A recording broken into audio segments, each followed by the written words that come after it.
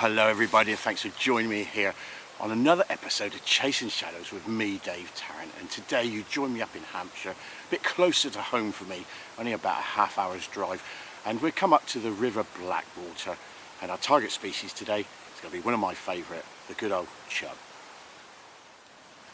Right, so the kit I'm going to be using today, I've got a 12-foot quiver tip rod with a 1 ounce quiver, and I know this is quite a narrow river. It's not sort of massive, it's probably 4 metres across, and maybe a 10-foot rod might be more favourable, but I prefer a 12-foot rod. I like playing the fish, it's better for playing a fish. I like to get to the other side as well, and it's each to their own, whatever you're comfortable with, I find. But I do like to fish maybe a longer rod and make things hard for myself, but I think it comes into its own sometimes when you're sort of playing fish and getting to those other sides there. So I have 7-pound mainline down to a cage feeder. I've got liquidized bread in there, as you can see, very free running. And then I got down to I got a braided hook link with a hair rig with a piece of cheese, no cheese paste, and I'll come back to that a bit later. And that is as simple as it's going to be. I'm just going to rove around from swim to swim and see if we can find a few chub it. Right, so conditions today pretty good actually.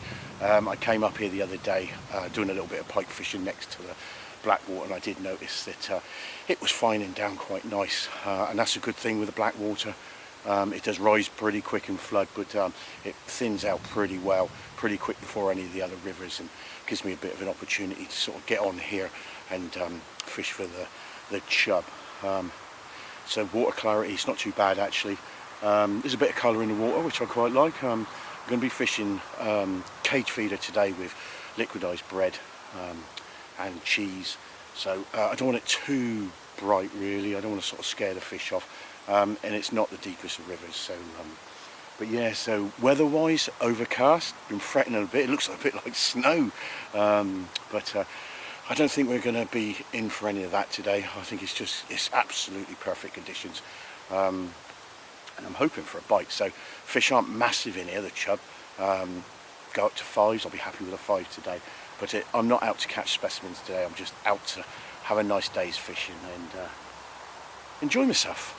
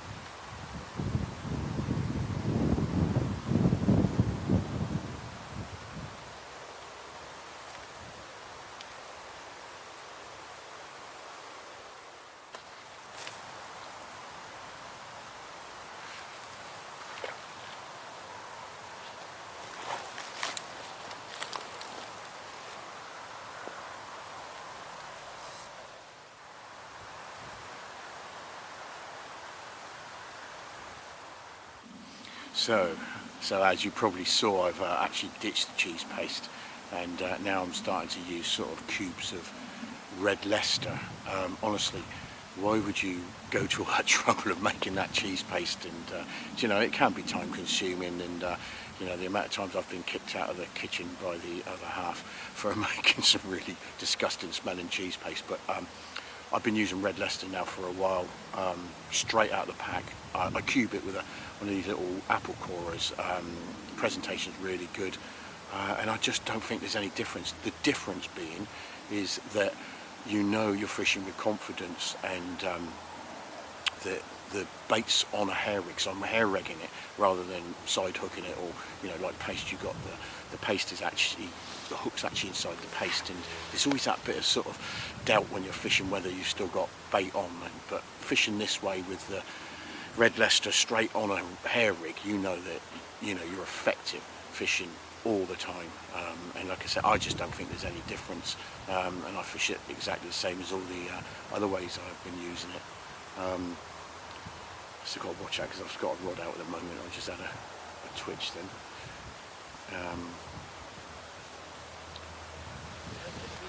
No. Sorry for that. I had a slight interruption by a gentleman walking with his camera, maybe bird watching, wanting to have a chat and ask if I was fishing for barbel. But I don't know where I got to. Right, anyway, so yeah, ditch the cheese paste, stop being chucked out of the kitchen, stop being enemies with the wife, just use Red Leicester straight off the block, cube it with one of those little apple cubers. They're about 10mm barrels, and then I cut them in half again. Absolute perfect presentation. I've been using it on the Thames, and fish with that sort of very, very small cage feeder. That's a 30-gram cage feeder, and I like to say fish it on a hair rig, nothing special. Make sure that the cheese is tight to the hook. You don't want it too far away, because like chub can be a little bit finicky, but I don't think there's any difference. That's my top tip for this year. Right, let's get back to fishing, and I think there's nothing in this swim. I'm going to keep roving round from swim to swim, and that's the other thing I just want to say with this feeding the cage feeder. No pre-baiting, not like the cheese base. I'd sort of go around and pre-bait. I go straight in, fish to swim, nothing about, move on.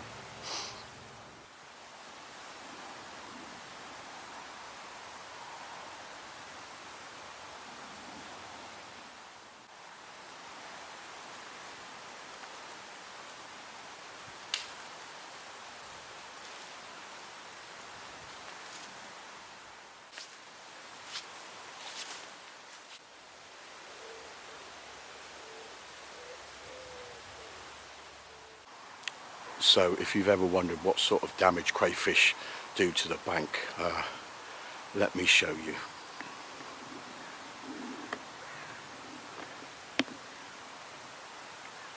I don't know, camera will pick it up. It's absolutely peppered with holes all along that bank over there. As you can see, where the river's gone down, it's sort of exposed where the crayfish have been living. But there's probably about 60 odd holes over there. Absolutely ridiculous. And I am being plagued a little bit by the little devils today. They are wanting the cheese.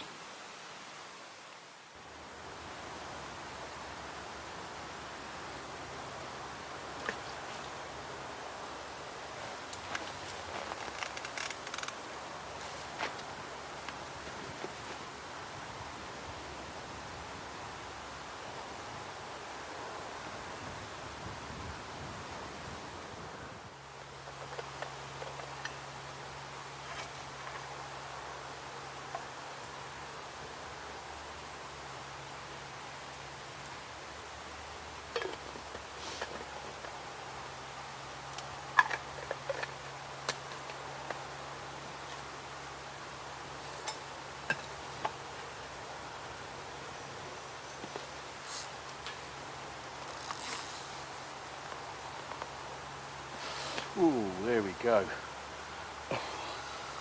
Always that time when you're making a cup of tea, isn't it? Oh, oh, it's tight swim as well. Right. Gotta be careful I don't lose my flask. It's just hanging on the side there, and I don't want to lose the fish as well.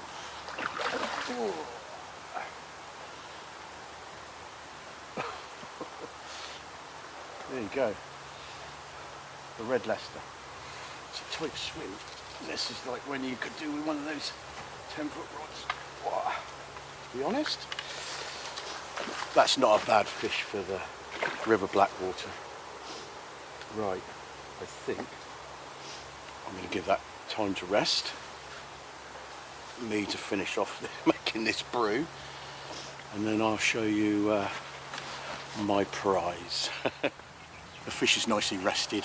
I'm going to get it out now and show you the results of using that Red Leicester cheese.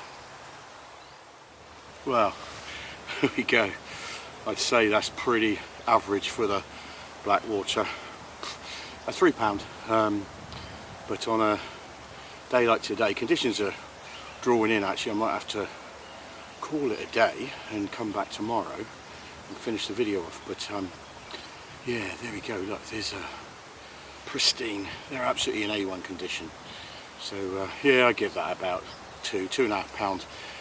Did that whack that rod tip right round? Did you see it? So they're so confident in taking that Red Leicester cheese. I would definitely give it a go. Right, I've got a really good feeling about this swim. I reckon there might be another fish in there for me. So if not, I'm going to give it about 10 minutes. If not, I'm going to move on up to the next swim.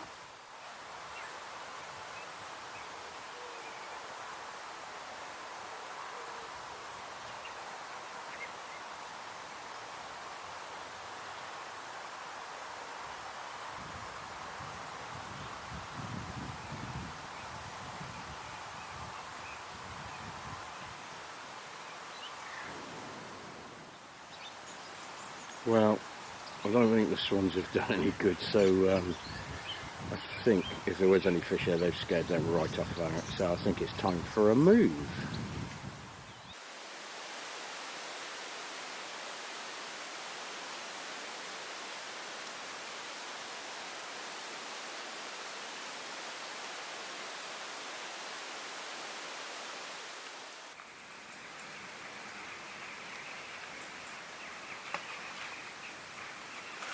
The light's dropping fast now, so we're in the last swim. I think I fished about sort of 20 swims today. Well, it feels like that. Fished loads of swims looking for those chub, and they've sort of kept up my way. I think I've probably spooked more than I found really today. So I just wanted to showcase you today how to use this Red Leicester, you know, as an alternative to using cheese paste. It's very easy to make, and yeah, like I say, you're not going to get kicked out of the kitchen.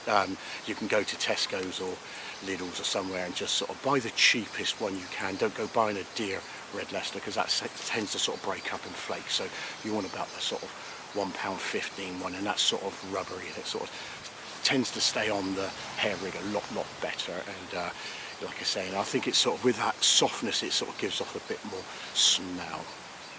So I hope you enjoyed today's video. If you have, please give us a like, please subscribe, and if you've got any questions, drop them in the comments below and I'll get back to you. So I don't think there's much more for me to say. Look, we're a few days before Christmas now. I just want to wish you and your families a happy Christmas and a happy New Year. Catch loads, tight lines, be lucky, and I'll see you in 2026.